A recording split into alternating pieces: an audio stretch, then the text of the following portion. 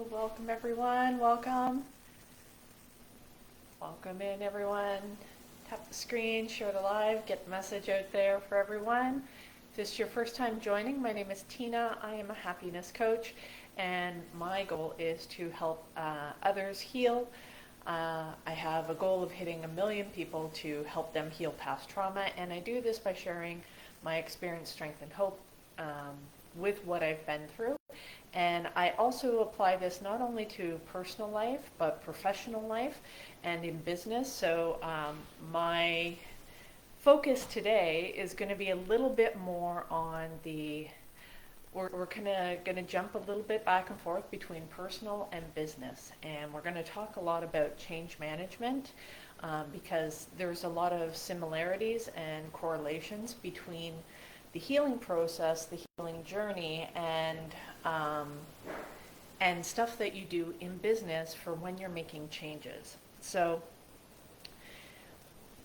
what I'll start out with is there is an ebb and flow to healing, and there is an ebb and flow in business.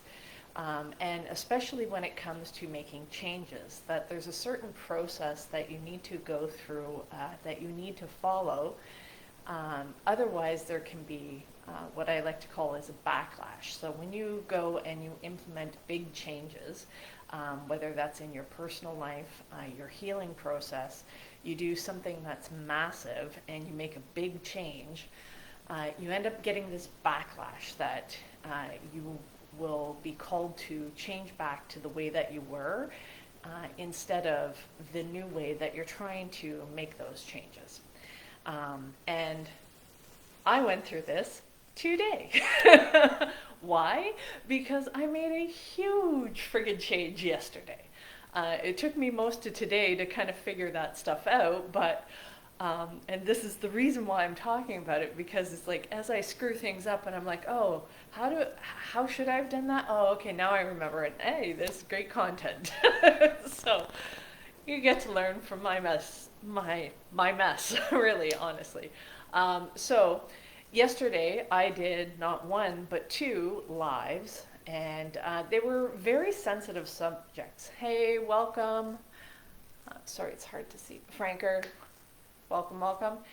Tap the screen, share the live, let people know about this so that they can join in as well, assuming that you're getting some value out of this, of course. So yesterday I made these two big lives, 1-hour trainings, and I had to be very vulnerable in those trainings, and they were very difficult subject matters to talk about. One was talking about sexual abuse and the interactions between men and women and obesity and all these kind of very sensitive subjects, and so that was very challenging for me to actually do it, and I think I did a fairly good job. Of course, there's always room for improvement, right? That being said, I was impressed with the way I handled things. So that in and of itself, just that one little piece of me liking something that I did, because normally I'm super hypercritical of the things that I do, and to take that time, and although it wasn't perfect, to still recognize the progress that I've made. Oh, thank you, Ben. Thank you. Oh, you love my content. That's so sweet. So taking the time to recognize where you're making those strides forward. And that's going to be important in your personal life, in your healing journey, and in business as well. Like whether it's with how the business itself is doing financially, process-wise, deliverables, all those kind of things. You have to be able to focus on what it is that is going right so that you can build on those successes and bring that encouragement. Because if you're only focusing on what is going wrong, then it can be very discouraging, very defeating. So, and then the second live that I did is I actually shared, and I kind of put in chronological order and shared some of the experiences that I had gone through from the ages of 4 to 19. And I And there's a lot, and it's like it's not until somebody kind of, because I'm like, oh yeah, that's not, to me I'm thinking, okay, that's not that much, like what's my problem? It's like that's not that big of a deal. And then somebody's like, holy shit, you survived a lot. And it's like, really? Oh, oh, okay. Yeah, I guess it is a lot, but to me I'm like, yeah, there's a bunch of other people. Sorry, Skull, no, you cannot join the live. You're welcome to sit in and listen to the training that I have. If you do have a specific question, please ask that in the chat, and I will try to answer that, but I'm not going to be able to let you join the live, okay? So sharing all of that stuff yesterday, and after the second live, I actually just, I cried a little bit, and not because I felt shame, because at one time I would have felt a lot of shame. Yeah, go away, Skull. I don't have any patience for you today. Thank you. Go be rude somewhere else. Okay, thank you. So, you know, I cried yesterday after that live because I'm like, here I was, very transparent, very vulnerable, sharing that kind of stuff. And I felt good because I was actually complete. Thank you, Ben. Thank you. And I felt like I had said what I needed to say, and I hope that it helps somebody out there, that it'll be able to reach them. And that being said, when I woke up this morning, I woke up feeling sad. And it took me, I had to do all of the things that I say to do. I had to go through, I was doing a lot of journaling and getting a lot of the fears out, because what I talk about is fear is false evidence appearing real. We can get into this worry mode, this panic mode, and this personal or professional. We get into those modes. It's like, oh no, what if we don't meet our numbers? Oh no, what if this doesn't happen? What if, what if, what if? And it's always focused on the negative. And I can promise you there will be more problems, more things that come up for things going right than they will for wrong. We know how to prepare for wrong, and we know how to just suck it up and survive it, right? When stuff goes wrong, sometimes you just have no choice, and you get through what you need to get through one breath at a time, right? And so with that, you know, I did a bunch of the journaling, and I got some of that stuff out, and then I realized, I'm like, okay, I actually need to have a conversation with myself. And I know that kind of sounds a little schizophrenic, or I don't know, some sort of disorder. I'm not a psychologist, nor do I play one on TV. But I have done this before, and I will sit and I will have a conversation. And it's easier to do this if I'm actually writing it out, because when I write it out, what ends up happening is I can see what's going on emotionally, and I'm able to see it objectively, which is something that a coach can do for you, because they don't have the emotional involvement, so they can see a little bit more clearly and offer you a better perspective. So thank you, Ben.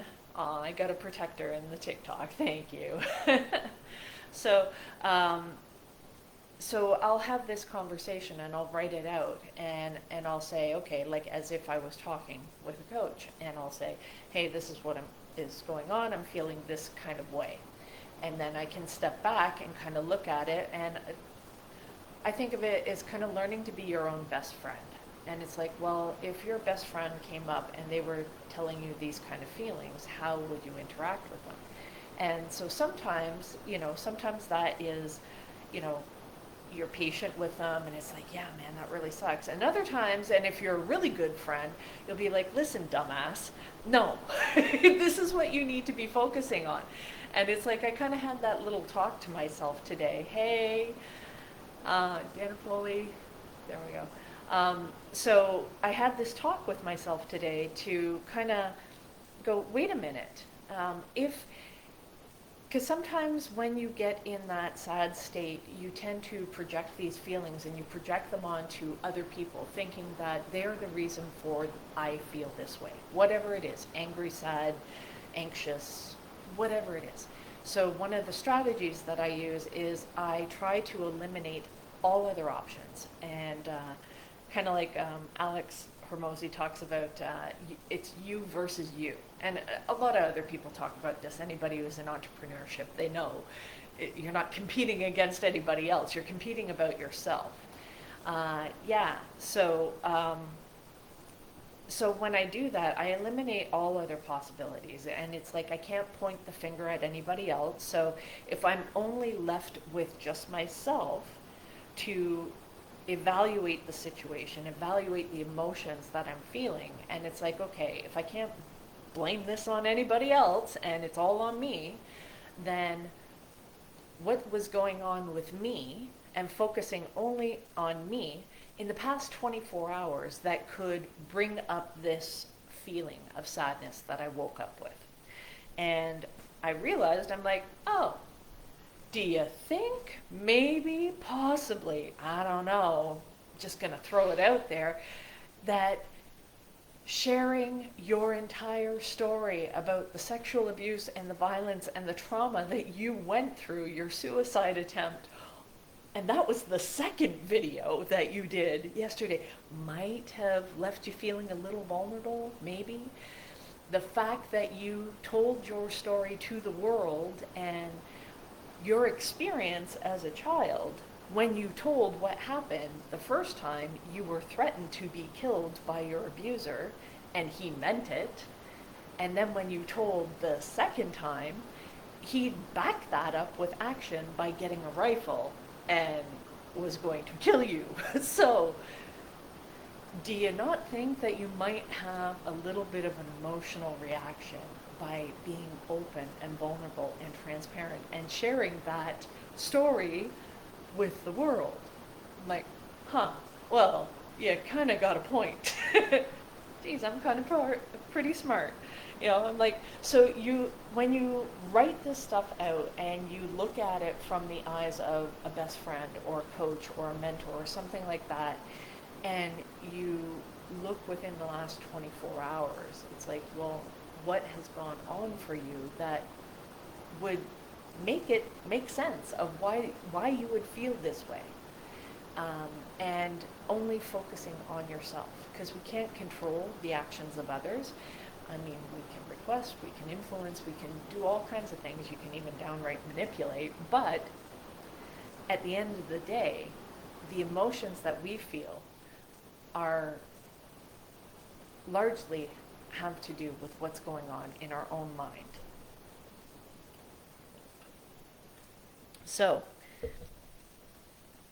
know that when you make a change in your personal healing journey or in your business, if you jump right in, because that's kind of what I did. I jumped in yesterday and I did these 2 trainings. I only focused on creating all these trainings, but I didn't have a plan for going into it, and I didn't have an aftercare kind of plan.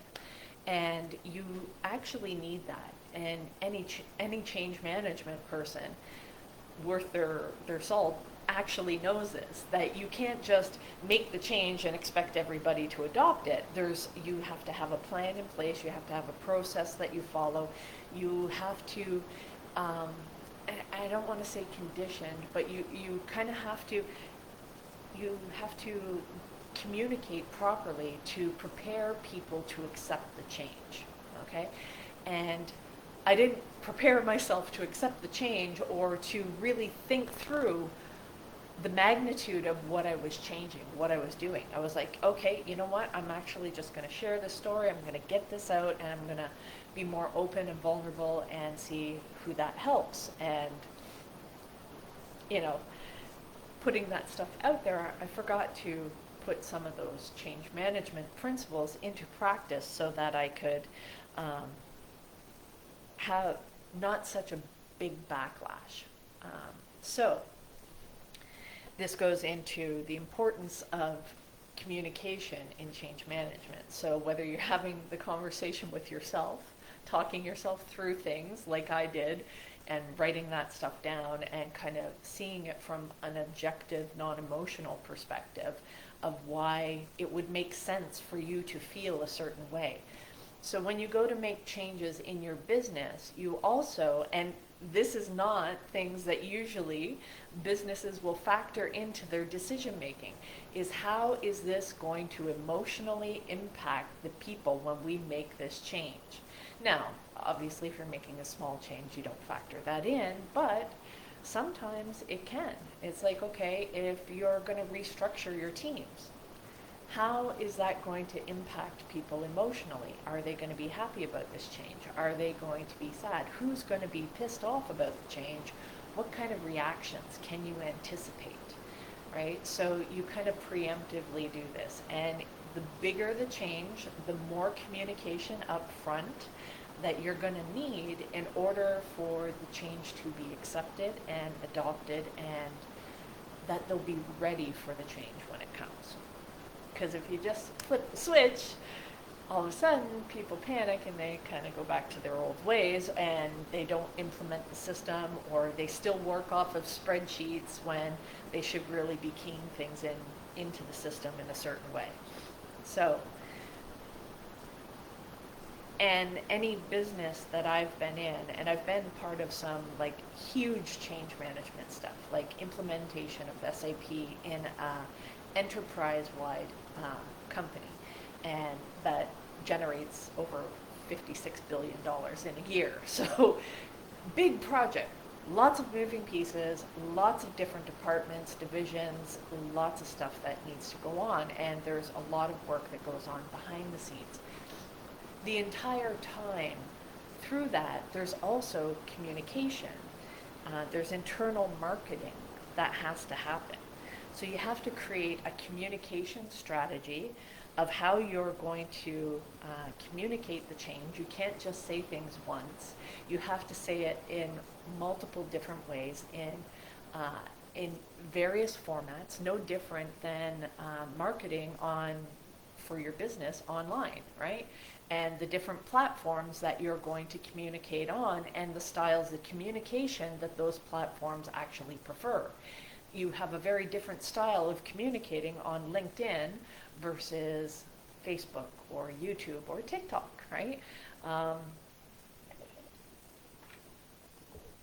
And I've been guilty of being a little bit lazy, so I have the same communication style on Facebook as I do TikTok, and I know they're very different audiences. But I'm still working things out. So that's my story. I'm sticking to it.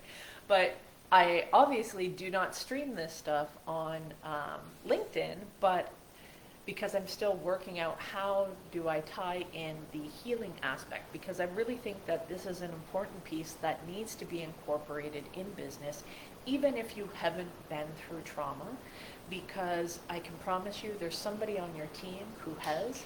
They're not talking about it. They don't look like they've been through anything, because I sure didn't. And sometimes the way that they react, the behaviors that they have, the lack of progress that you want to see in your business is because of things being triggered that either they're not aware of, you're not aware of, and lack of communication. All of these things end up causing problems within your business that can really be eliminated if there's a heightened awareness around healing, inner work, all of that kind of stuff, because then you can all communicate better. And if people all work in an environment where it's a healthy, healing environment, then your business is going to do better because they're going to be happier there. They're not going to want to go anywhere else because they get everything that they need. They have the financial earnings, so it's not just a job.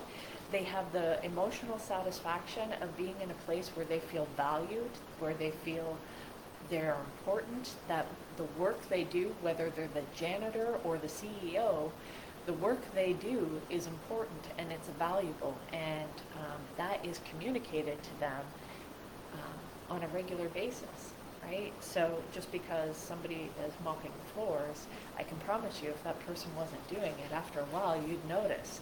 Same thing with CEO. If they weren't doing their job, you would notice. So it's important to be able to bring this stuff, but it's going to be a completely different strategy that I'm going to have to create and deploy on LinkedIn. So I'm trying these two platforms first because they're the ones I'm the most comfortable with. I've spent a lot of time on TikTok, probably way too much. And also, and thank you to all the people that I've watched their lives on TikTok. You really helped me by providing an example. And just observing other people working and doing things, you can pick up a whole lot from how they behave, how they interact. I've seen them deal with haters and all those kind of things, and it's like, oh, okay, great. I can just block them. I don't have to say anything. Or sometimes you do have to call out some of the haters, and you're just like, what are you doing? Like, go away, right? So, and other times you just kind of ignore it and they go away on their own. So, back to what I was saying. So, when you are making changes, you need like an internal marketing strategy. And that, hi Kitu, welcome, good to see you back. So you need an internal marketing strategy. So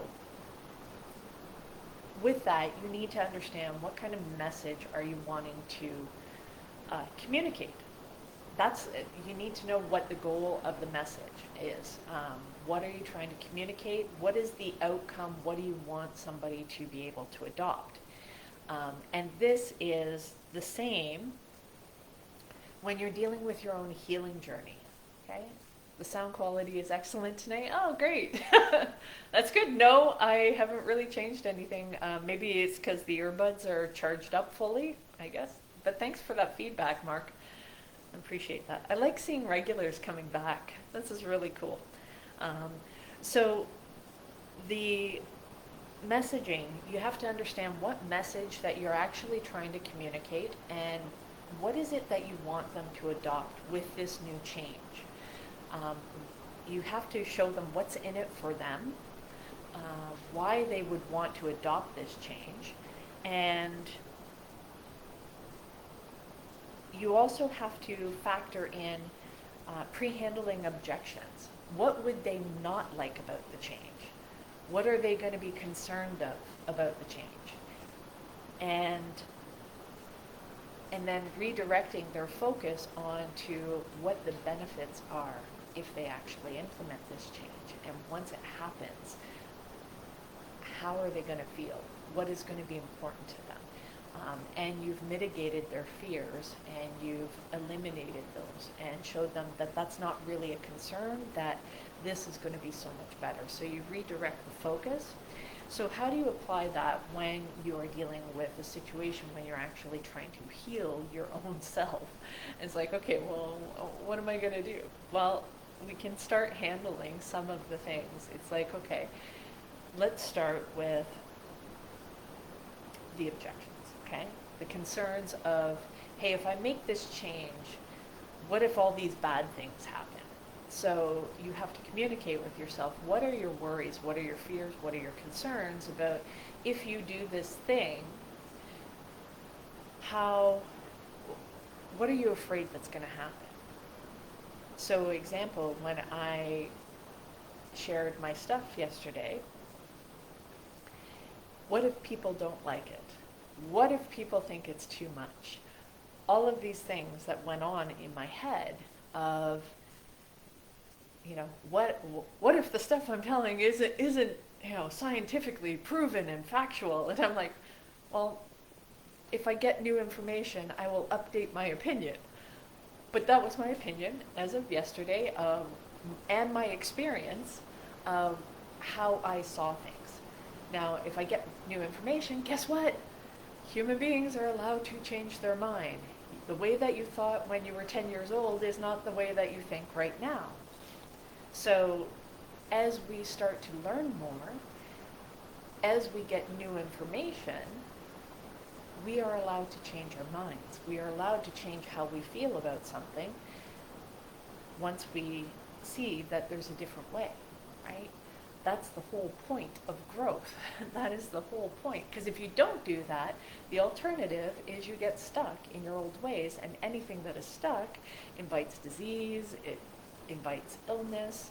You know, think of stagnant water is like, well, that's a breeding ground for uh, bacteria and stuff like that, right? So you always have to keep things moving and keep understanding why it is that you're doing. So there's an ebb and flow to this process. And know that when you make that big change, that it's going to have a pullback. And that's natural, that's normal, expect it.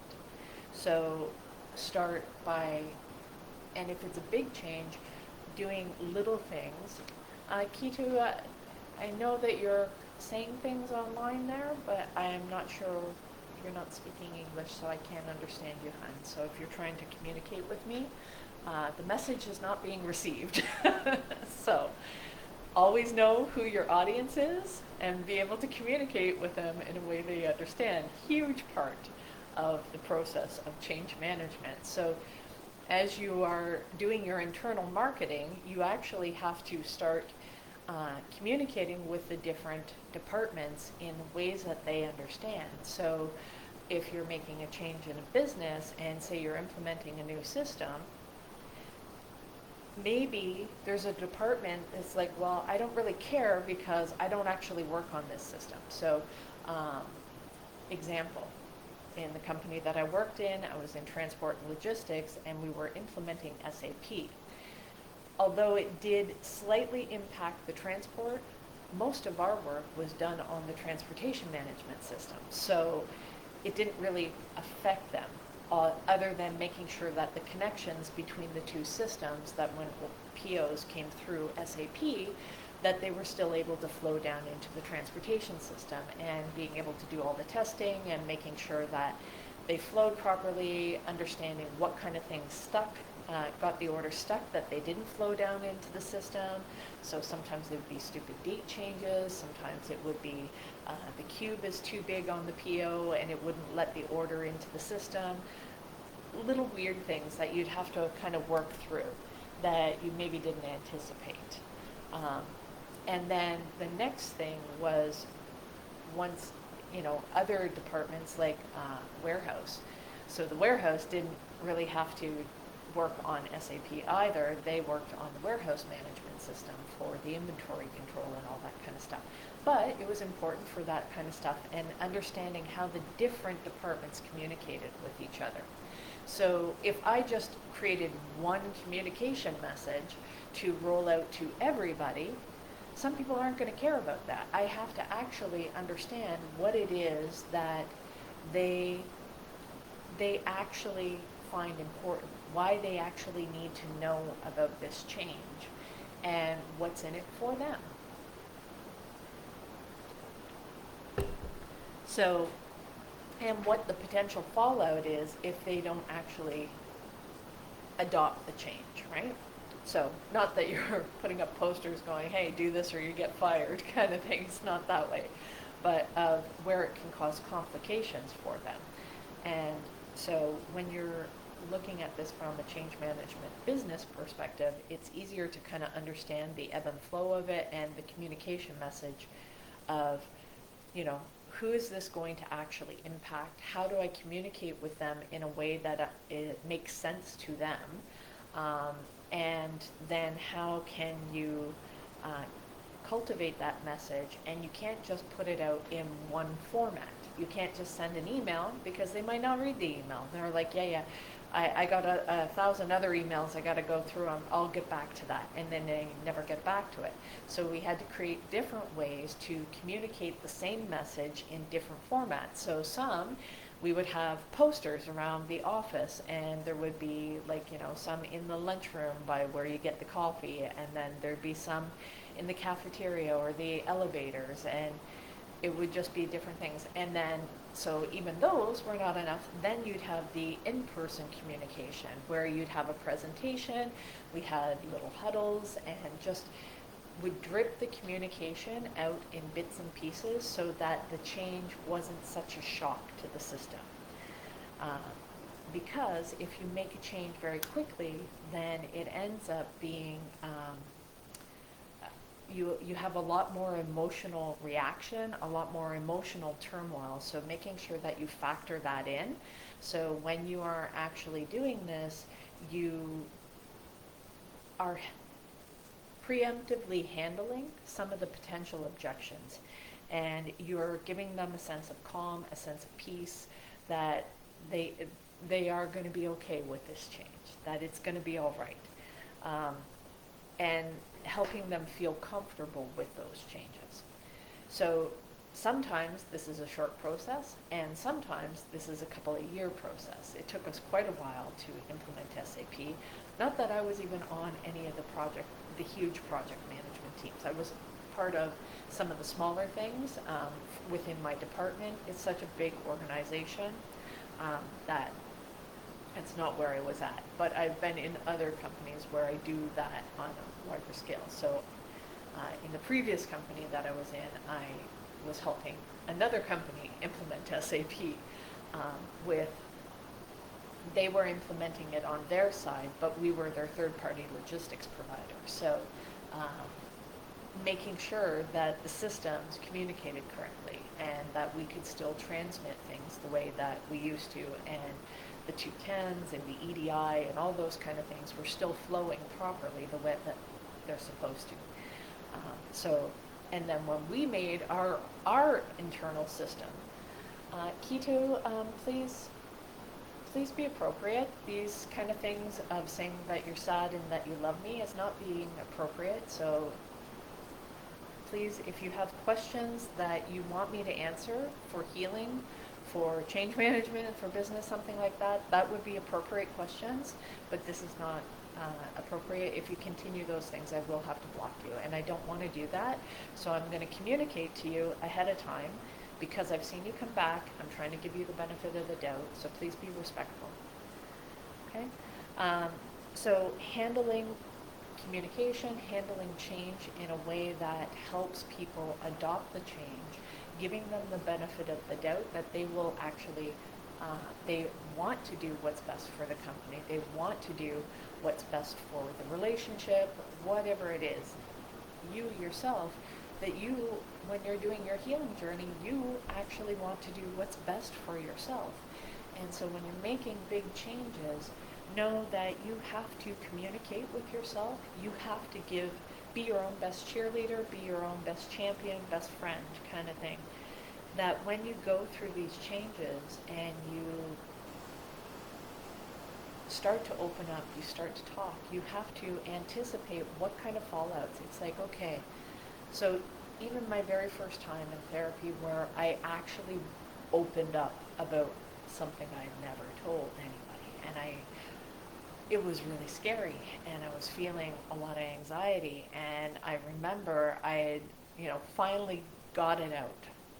The elephant was in the room, and now we're talking about it. And I was like, oh shit. And it was like, okay, I had this bad habit. I'd go the whole hour in the therapy session, and then I'd be talking about all kinds of nonsense that went on at work and with my friends and blah, blah, blah, blah.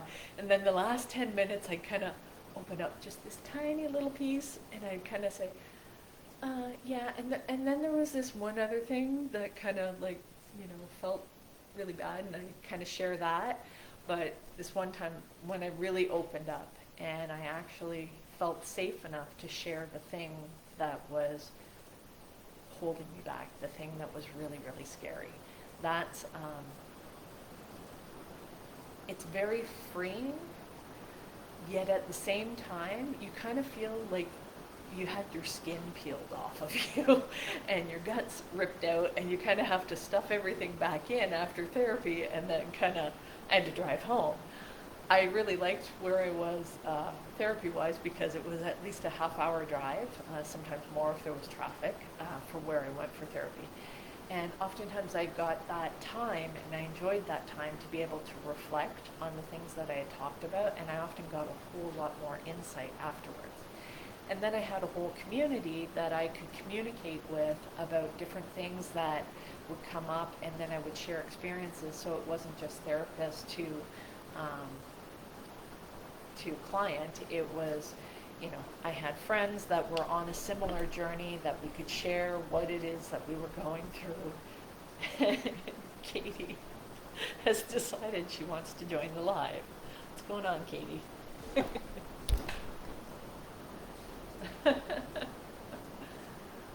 Well, at least you're not running around yelling, but you decided to just jump up on the desk today. Um, so when you go to share some of these things, you're going to feel very vulnerable. You're going to feel very raw, and that's okay. And having some sort of aftercare plan for when you decide to actually open up about something, to know what it is that you're going to have some tools in place. So journaling, do you have friends that you can just hang out with that aren't going to like tax you too much? Somebody that you can just exist with, like maybe somebody that you watch TV with or go to a movie with, or something that isn't too emotionally involving, right? So that you can just be. You can maybe schedule a massage. You can, go work out. You can do all kinds of different things that'll give you peace and give you comfort. So make sure that you kind of have like a comfort strategy in place. And you will also want to do something like this in business as well. As people start becoming accustomed to the change, talking about the change, being more open and receptive to the change, that you have to give some sort of reward system. So we would have different things like barbecues, pizza parties, like different things like that, whatever works. And sometimes it can just be a little bit more fun, like, half days on Fridays or something like that. Whatever it is, that you can implement things that people are going to enjoy as a reward for starting to adapt to the change, for starting to be open and talking about it and championing the change. So some of the changes that I've been through too is like culture changes. So being in a work environment where it was really, really dominant and very competitive, aggressive, very bottom line, we're number one kind of mentality, and everybody kind of had that a little bit, it kind of got a little bit cutthroat, to be honest. So they realized that this was actually affecting their talent pool flow, that people would come in that had the skills, that were really talented, and then they would leave because they didn't like the environment, that it wasn't collaborative. It wasn't something that you could work as a team. And then they realized, oh shoot, we actually have to make a change, because the rate that we're losing people, we're not going to be able to sustain the business. So they needed to start making culture changes, and that was very challenging to get people to adapt to the new changes. And it had to start from management, leadership, but again, a lot of communication went on throughout the business in various formats. Pictures, posters, email blasts, one-on-one communication, incorporating that into the reward system, the performance reviews, all of those kind of things. It's got to be, the bigger the change, the more it's got to be communicated in multiple different ways, and then rewarded as people are adapting to those changes. So these are things that are important, whether you're doing your personal healing journey or whether you are doing a professional one or your business. Make sure that you're following some sort of process.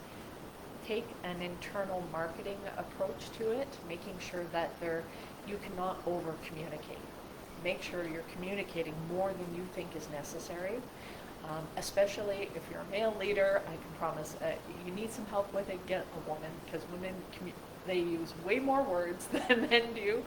You guys are very short, direct, to the point, and I know I can be that way sometimes too, but make sure that you over-communicate to your team, reward them for the things that they're doing right, reward yourself for making the changes, because you cannot begin the healing process unless you actually open up and unless you actually talk about the really hard stuff, the painful stuff, that you can actually heal that. And if you keep that in, you are holding on to the toxicity. You will not be able to get the results that you need, in your personal life or your professional life, because the way that you are operating, the only reason it's coming to the surface is because you are ready for that change. So give yourself kindness, give yourself patience, give yourself whatever it is that you need to take care of yourself as you go through these changes. And I promise you, when you acknowledge those feelings and when you talk to yourself like you're your own best friend, you're going to move through these a whole lot faster, and you'll be a whole lot happier in the end, whether that's your work, your business, or your personal life. So guys, I hope this was helpful. I'm going to wrap it up a little bit earlier tonight so that I can sit back and relax and enjoy the rest of my night. I may actually do some painting now that I'm feeling it. So, hey guys, hey Dano. So thank you so much guys for coming out. I'll be back on again tomorrow at 9 p.m. Eastern time, and you can check out the replays on my YouTube channel. They'll be uploaded there, Coach Tina B 125, so go over there and take a look at that. And you'll see on the thumbnails I'm using the artwork, which art is a big part of my healing process. It helps me stay grounded, stay present. So if there's any of the art pieces that you're interested in, oh, Peter, thank you so much. You're always good with giving the roses. Thank you, I appreciate you. So go over to that channel. You can purchase any of the prints on Redbubble.